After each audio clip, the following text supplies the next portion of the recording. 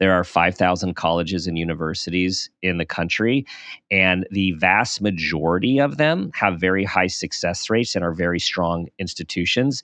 It's this elite number, which is the minority, which creates so much of this pressure cooker. So I just want to validate as parents, you're wanting, your child's worked really hard, most likely. You have been very involved parents, and you want your child to get into a good school and one that they like and not be completely disappointed. So that's fair, but we have to separate ourselves from that.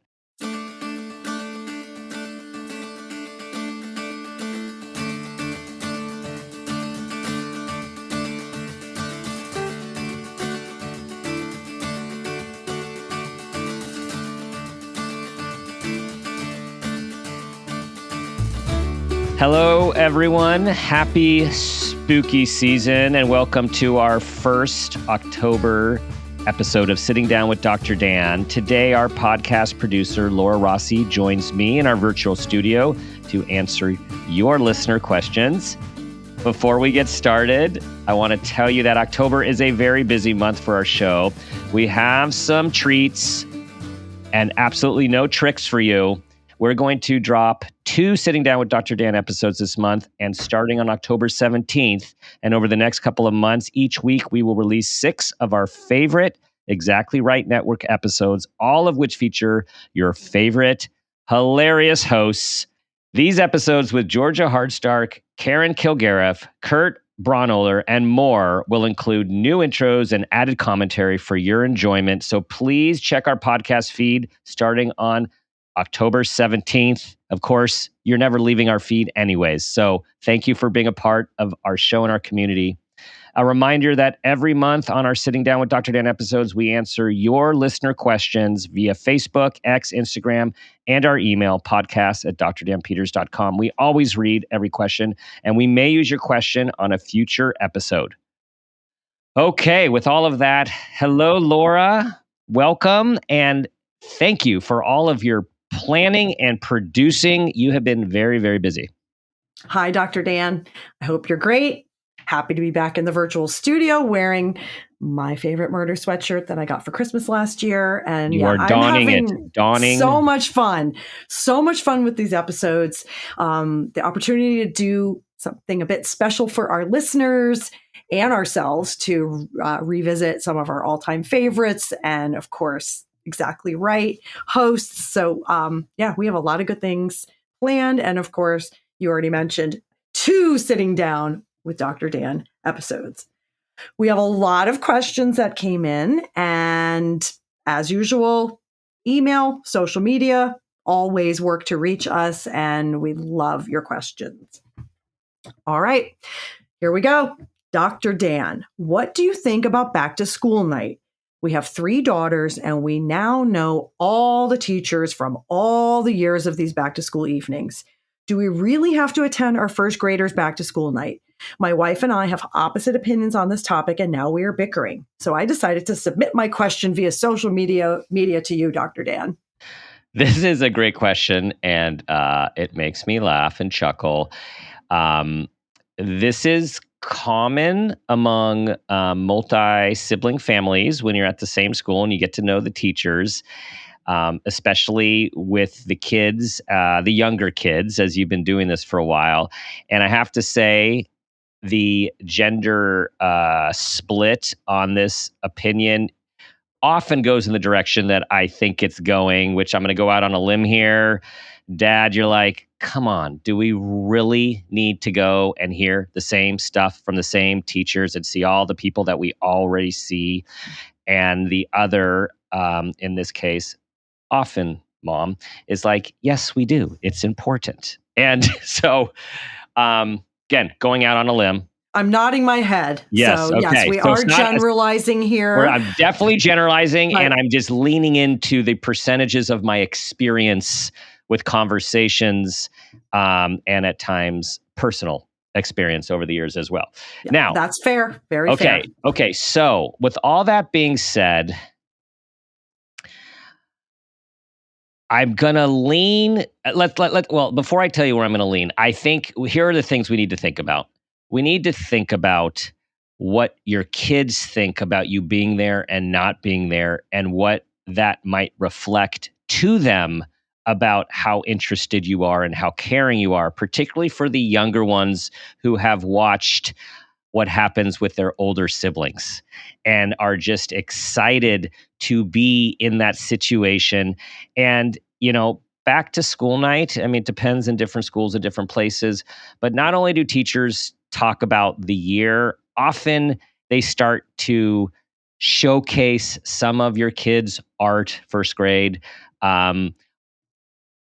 essays, writing, letters, wherever they're at, math problems, stuff's on the wall, and your kids actually get excited for you to see this stuff that at this time in the game, you're like, oh gosh, do I really care about this stuff? But they generally care and they're generally watching, and they can get really hurt if you're not doing something for them that you did for their siblings.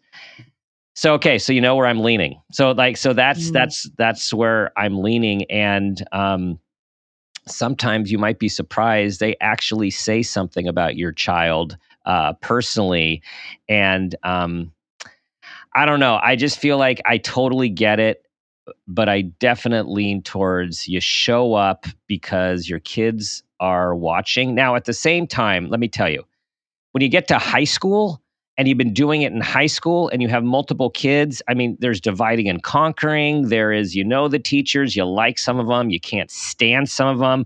Sometimes your kids are like, please don't go. Like, this is a complete waste of time. Like, then you're dealing with these like older people that you can actually have these conversations with. And by then you'll be so burnt out anyways. Like, you're like, please, like, let me have an out here.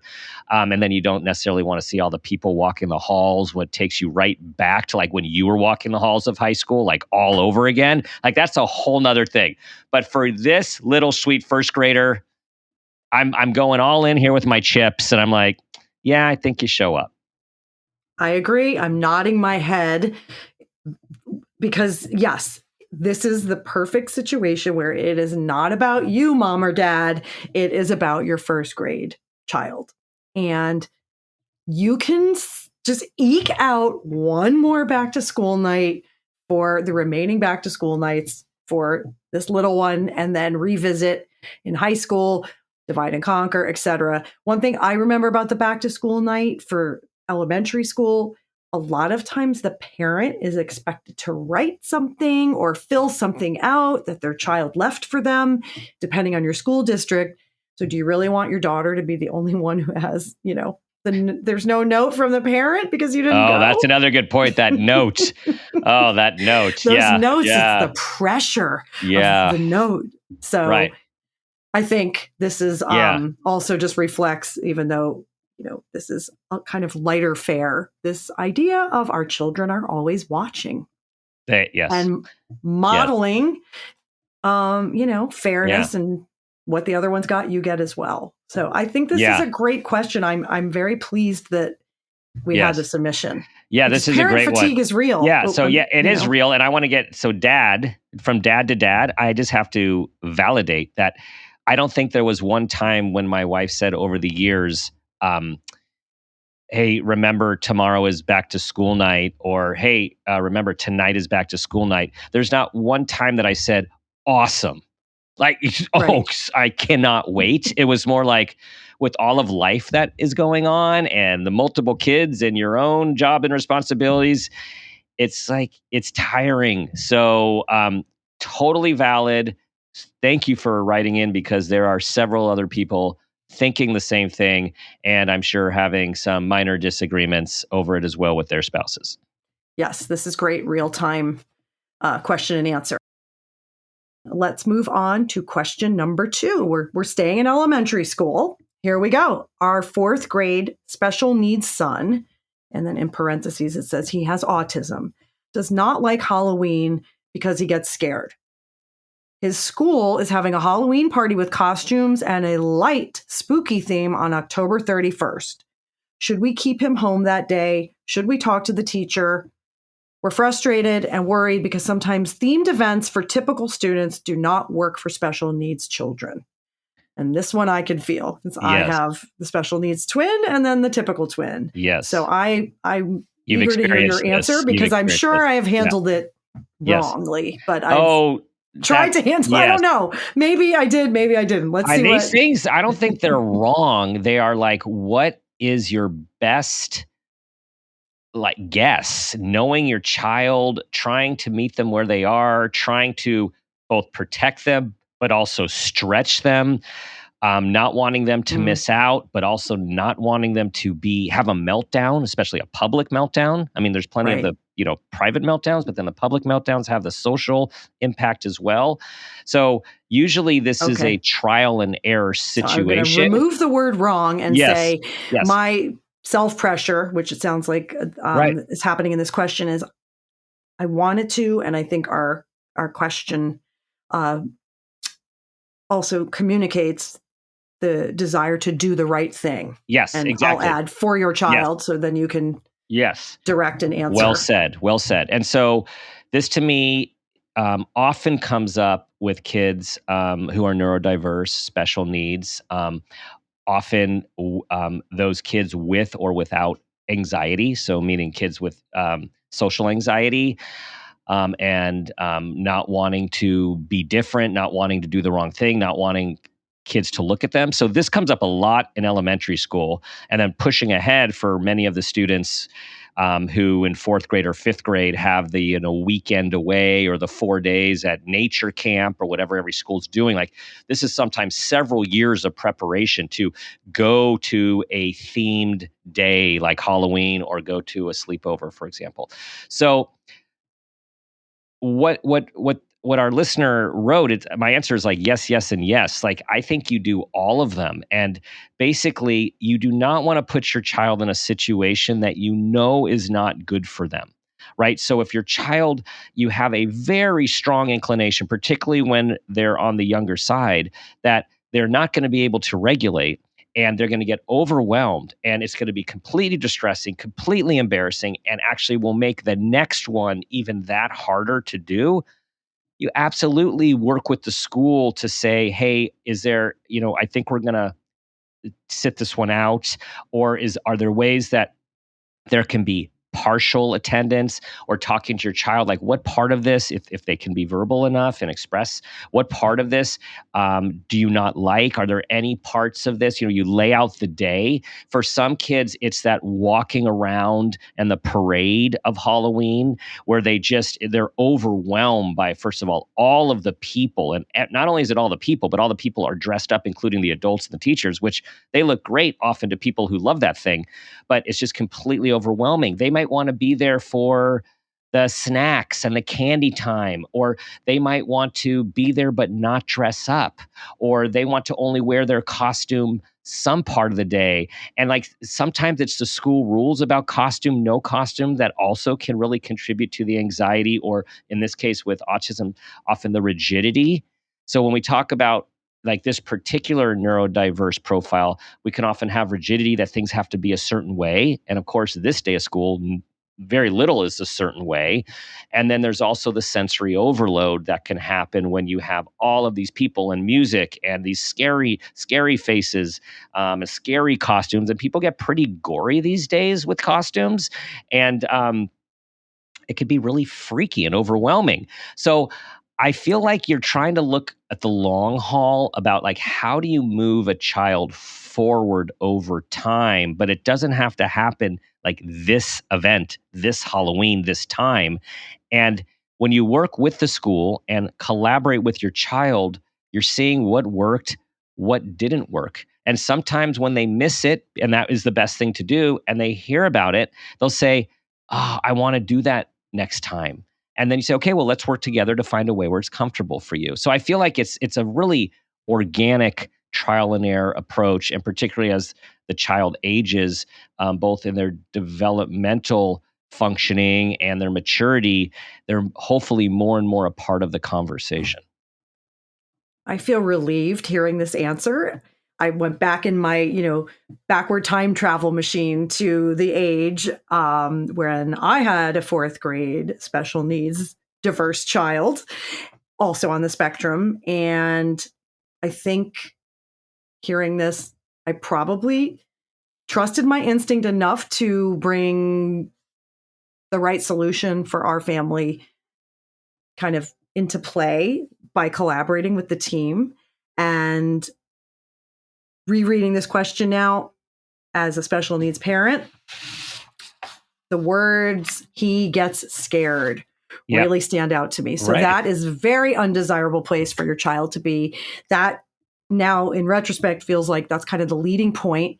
Right. And so modify, talk to the teacher, listen to your instinct. If you have a team outside of the school or therapists, there are ways to make this experience pass by for your child that will not cause like long-term future damage. And one of the things I can say now that I have a young adult neurodiverse son is that things you thought were never going to happen or were off the menu are back on, and they will surprise you. And so, as you mentioned, you don't want to make the next time be bundled with bad memories and something worse. Rather, you want to deal with what's happening right now and present that as the solution for this one isolated event. Thank you for adding that. I'm also thinking about how there is is there something little that can be done? Or like, so for example, sometimes kids don't want to be at school with all of the costumes and being overwhelmed by that. And then other times it's like, well, they don't want to be a part of the parade, but they're comfortable sitting in a classroom or sitting in a building with their parent and looking out the window and watching everyone, but they feel protected.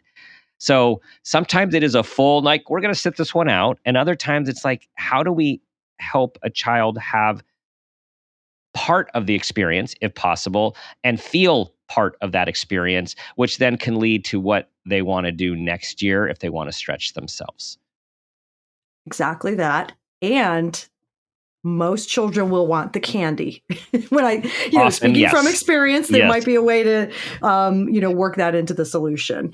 I'll leave our listener with one final thought, which is I remember for some of the field day events, those had a similar overwhelming feeling for our child. And we came up with a way he could participate in a little bit.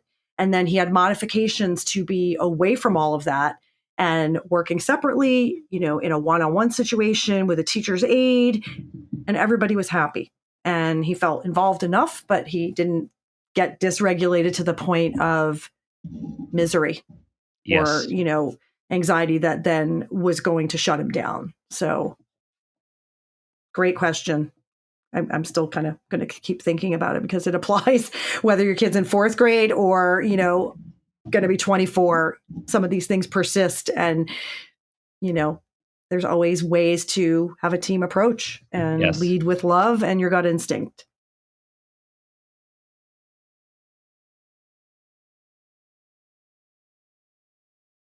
Okay. Now this one, twins. I have twins. I don't have this scenario at all, but I like when people write in about twins, Dr. Dan. I know you do. Okay, here we go. Our twins, boy, girl, freshman college students at separate universities, have always been very rigid when it comes to schedules. They like to know what is happening and when all the time. As parents, we respect this and have worked to have harmony since we are not like this ourselves. They are so happy to have the ability to live with this new style now that they are away for college. Ha ha. And we are living as empty nesters with no schedules. We want to support their preferences now that they have launched into the world. And we want to do a better job when they come home for holiday break, but we are clueless. What's the best approach? Thank you, Dr. Dan. Congratulations on your empty nesting. And wasn't there we had some episodes on this. What's the new term that people are talking about? Like, I don't know, soaring eagles. Like it's like something like launching something. Yeah. Anyways, like it's not all like empty, meaning like it's not. I know it can be very sad and a transition, but I just have to say it's also wonderful. So, so congratulations on being there. So this is a great question. I love the temperament and personality differences with two kids, twins who are alike, and their parents who usually there's like one parent who's more like that, but both parents are like kind of like, no, we actually like being spontaneous, and they want like the schedule. And this question gave me a little anxiety. I'm not going to lie. I like the schedule. I can be spontaneous, but you like the schedule. Yes. So Virgo. Virgo. Yes. And what I also love about this, when you think about empty nesting, is all of a sudden one of the things that is freeing is when your kids are away, you're not feeling the responsibility or even have the knowledge of their schedule. They're just doing stuff. And if you're one of those parents that are, tracking, you might be seeing their little bobblehead like go places, and you can speculate what they're doing, but you like just don't know.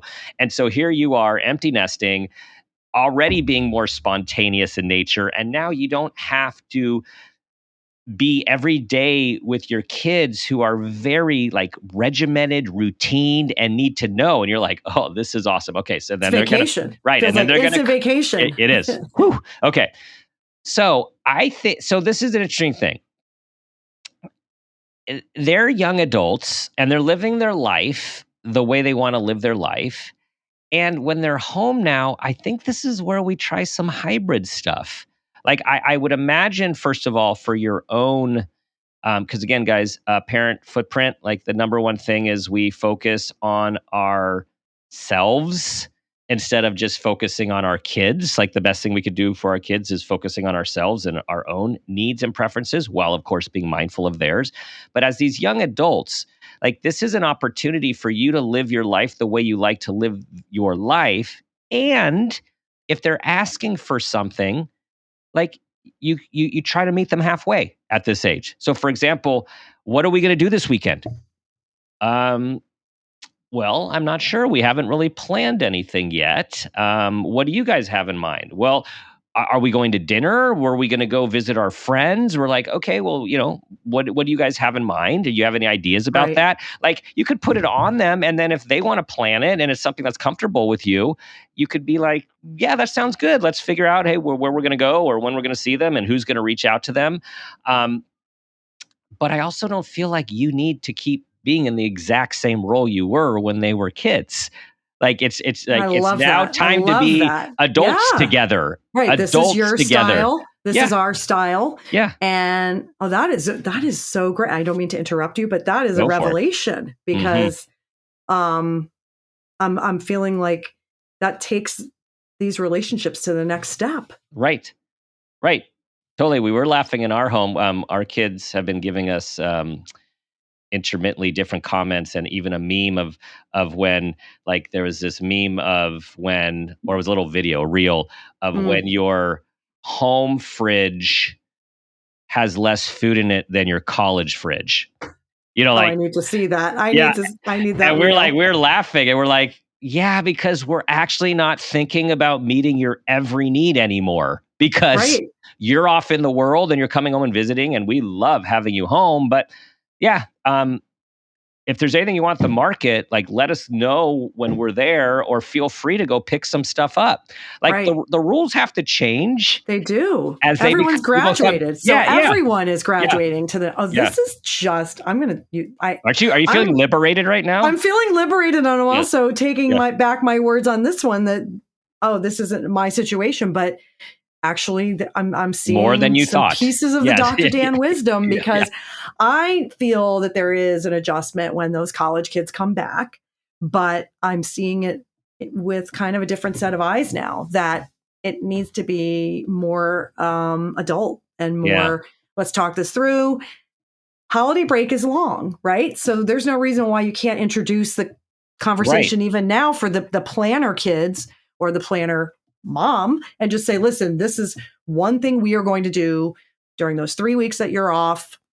Right. We have to visit the grandparents, more than once. So let's think about when to do that. And I can do an initial fridge stocking, but then Dad and I expect you to also participate because you're doing it now. And we think that just gives us all the freedom and the adulting we need. Right. We like this one too. It's like, so what's for dinner tonight? I don't know. What is for dinner tonight?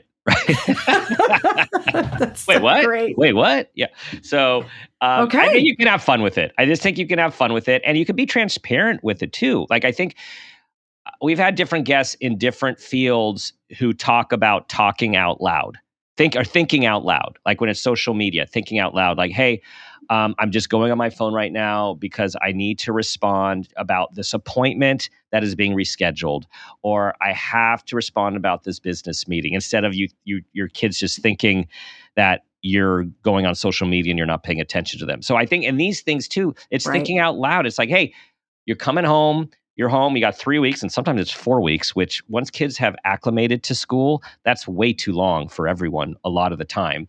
And it's like, hey, let's just figure out how we're going to do things, how we're going to do meals, like when we're going to have alone time, when we're going to have some family time, and let's have the conversation. Brilliant. Great advice. Great advice. Okay. We're staying in college. So the first two, we were in elementary school, and now we're in college, or we're about to be in college again. So this one started as an email with capital UG exclamation points. We want our son to apply early decision to the college he likes, and he refuses. We think he is wrong. We, as the parents, his high school guidance counselors, avoiding taking sides. Help. We are very frustrated parents. He's our only child. And then it was signed, and that was it. So Okay, this is that's actually a very timely question. Of course, right now we are in fall, and for those folks like this listener are in the thick of college applications. And for those who don't know what early decision is, let's start there. There are these things that I don't think we had. I'm not. I don't think we had when we were applying to college. And so there's early decision, and there's early action. Now, what early decision is you pick your school and you apply early. And if you get in, it is a binding contract. You have to go there. Early action is you apply early as well, but you don't have to go there. And so there's much higher stakes with early decision, where people, like all of our kids did. I'll say, having been this with our kids, all of our kids did do early action. The nice thing whether you're doing early decision or early action, the nice thing about early is you don't have to wait as long to find out. Like, of your top choices, you will know earlier whether you are in, or if you go into the general applicant pool, because sometimes it's like you don't not get in, but you are not accepted early, and then you go in with everyone else. So I do actually have a lot of experience with clients with this over the years. And so I've gotten to see this on the inside. And one of the main reasons kids do not want to do early decision is that means they don't have any time to actually go through their options. Like they're deciding, it's like deciding for them right now, what's your career gonna be? And once you choose your career, that's gonna be your career for the next 4 years. Right? So Wow. they're locked in. So I've had several clients say, this is my favorite, but I also like these 3 or 4 others. I want to visit 1 or 2 times, and I really want to get a feel, because what if I lock into something without really exploring my other options, and it's not my best decision, even though it's a great school?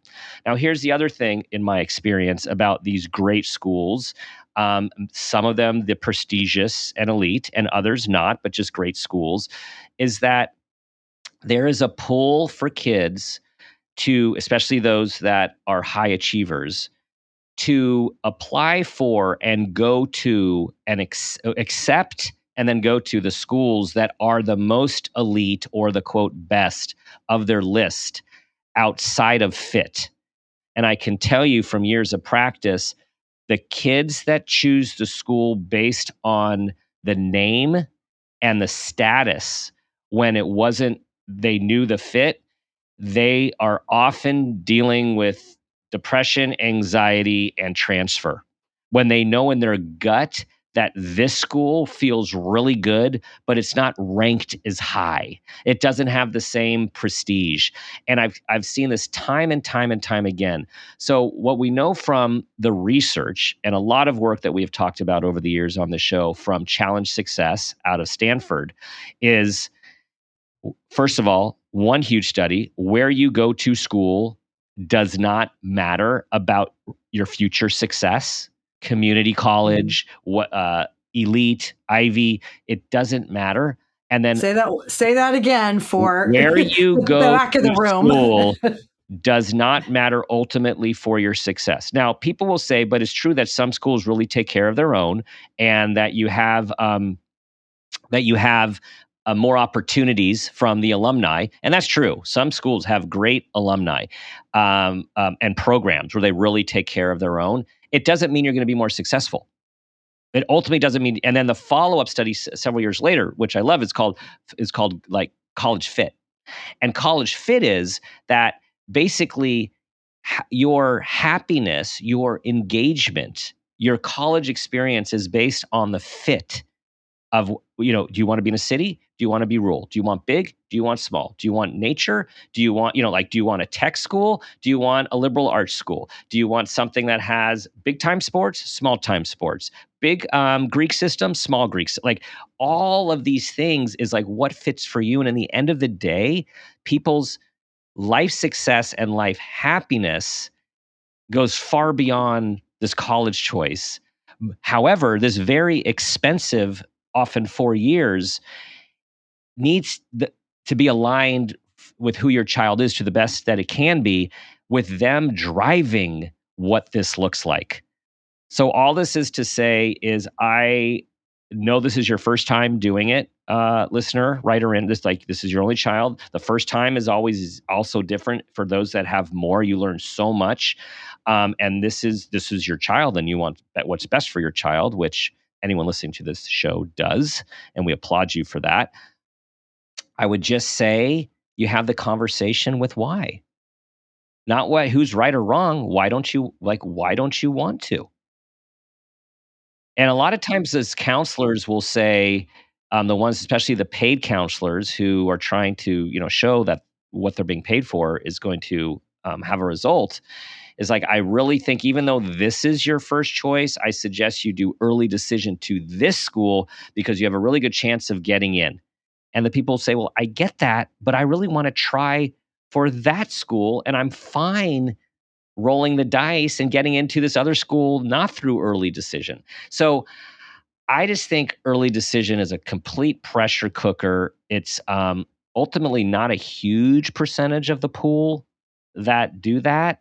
I personally, from my own experience with our kids and through lots of clients over the years, I like the early action option because you're getting it early and you have multiple choices. That sounds like a great compromise.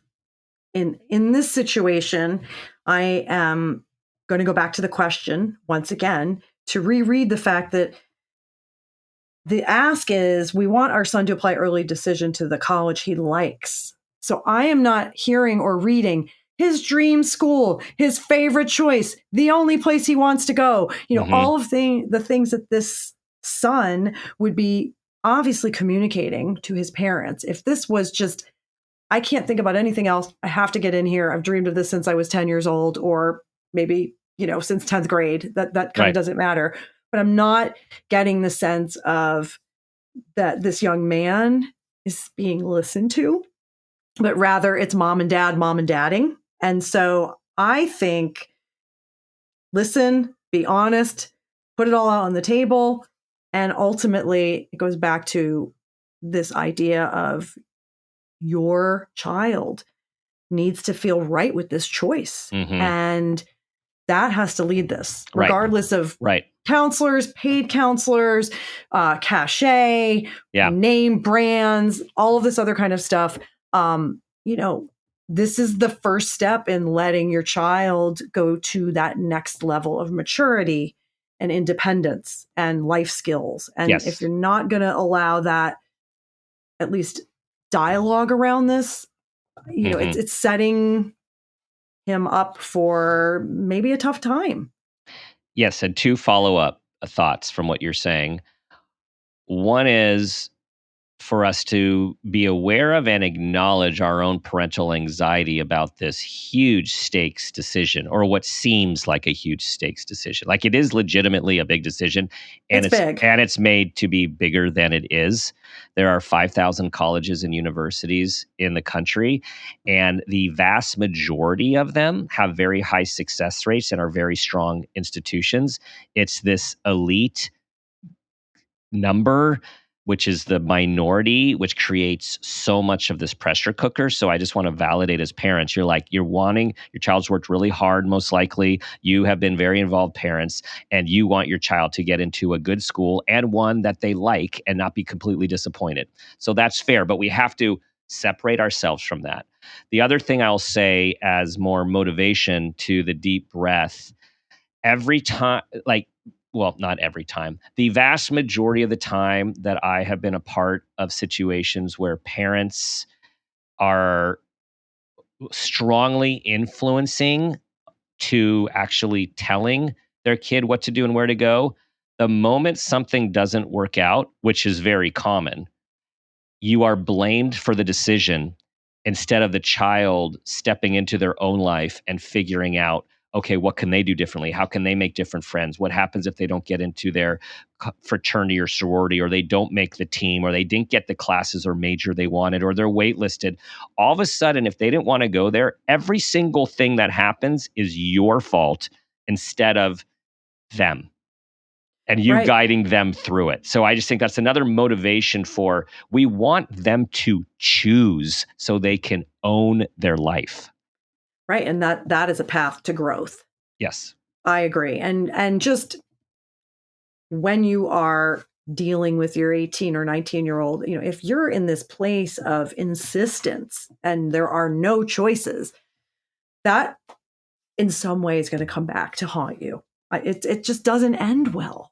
And it's a little bit of an I told you so. I think on the part of the child, they will eventually, something will come out in either a blame game deal or transferring, all sorts of things. And I will also say that the flip side of that is, if your son ends up dictating more of the decision making, isn't happy, revisits maybe mom and dad did see something that I didn't see, nothing is forever, or the permanency piece that we had is it's totally now. different. People totally different. Transfer all and the time. They transfer cool. all the time. That's chill. No one transferred. We're older, so no one transferred when we were in college. It was like, you're going there. That's it. And oh my gosh, a person transferring, it was unheard of. So I think, this is. I'm going to say to this listener, let us know what happened. Yeah, after you hear this episode, we would love, you don't have to divulge names or schools, but we would love to find out what ultimately ends up happening between now and college acceptance time. And we wish you lots and lots and lots of luck.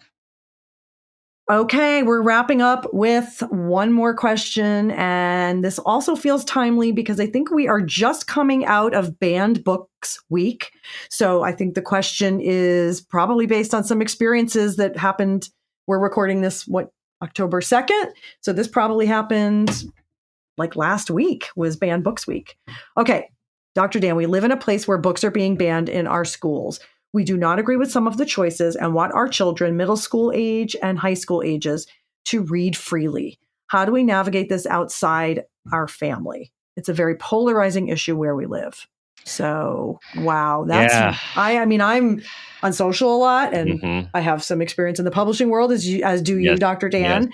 So there's been a lot of social about banned books and choices at places all over the country. And, I have witnessed firsthand like families and parents fighting over like seeing a book in a backpack at a play date. So what do you do? Yeah, I think so. For this question, it sounds like parents are aligned. So I'm going to assume like parents are aligned in their home. So there's not disagreement in the home. So I'm going to go in that direction. And I think this is when it's about family values.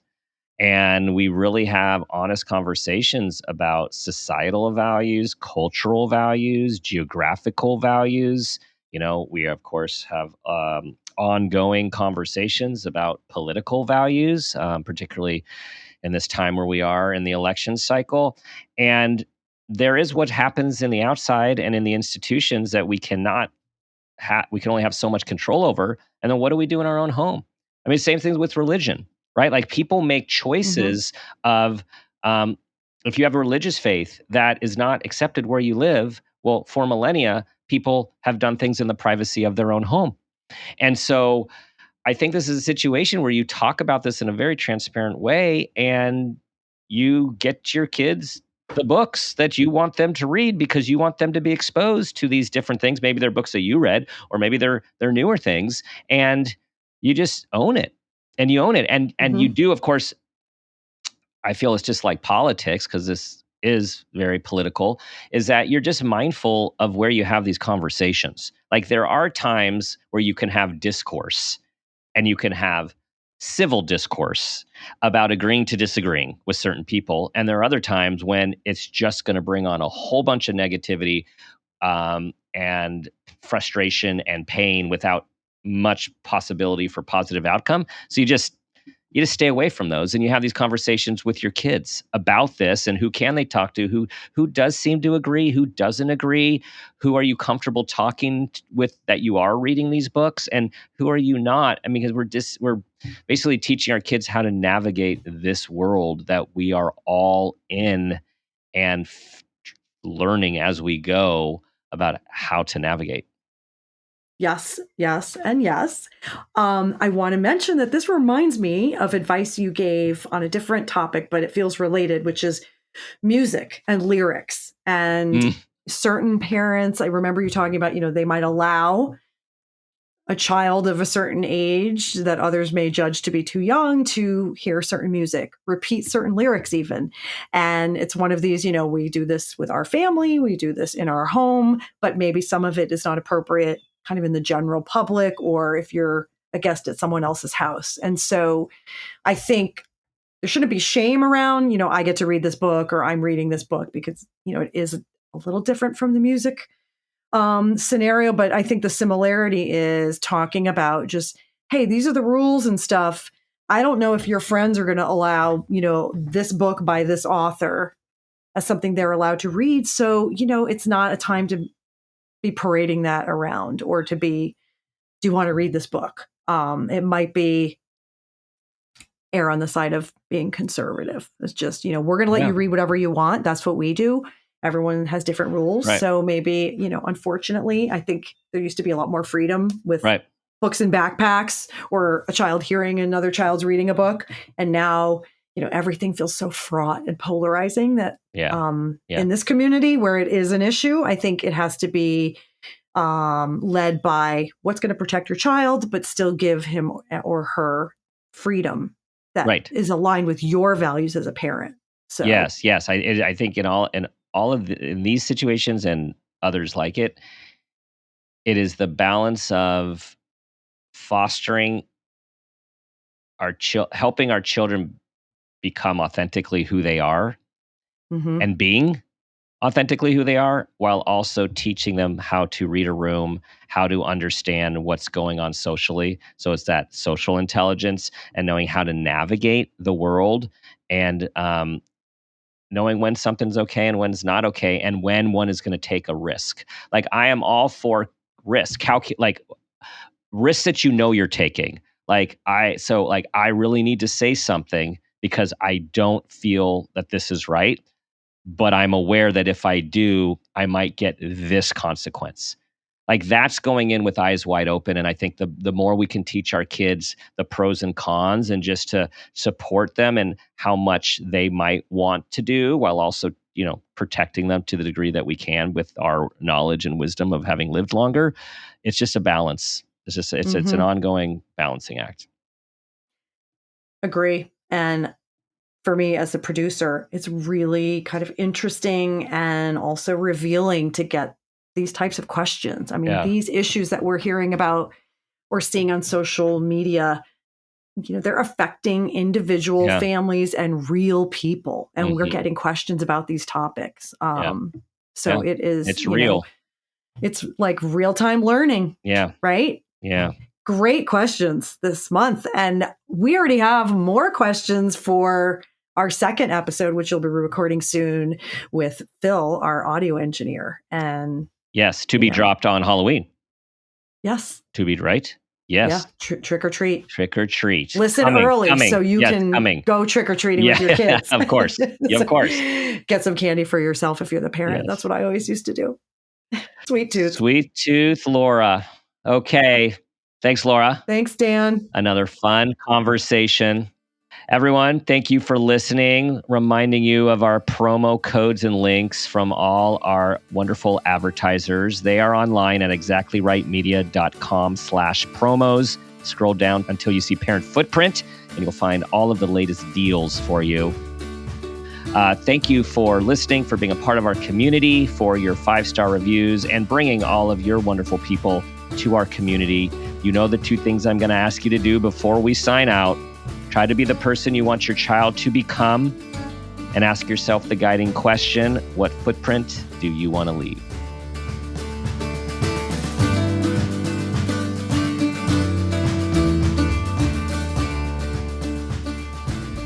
This has been a Peters and Rossi production. Parent Footprint with Dr. Dan is produced by Laura Rossi. Our engineer is Phil Rossi. Theme music is Mountain Spring High, composed and performed by Gabriel Lewis.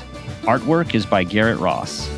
Follow us on Instagram and Facebook at Parent Footprint Podcast, and on Twitter at Dr. Dan Peters. For more information, go to exactlyrightmedia.com.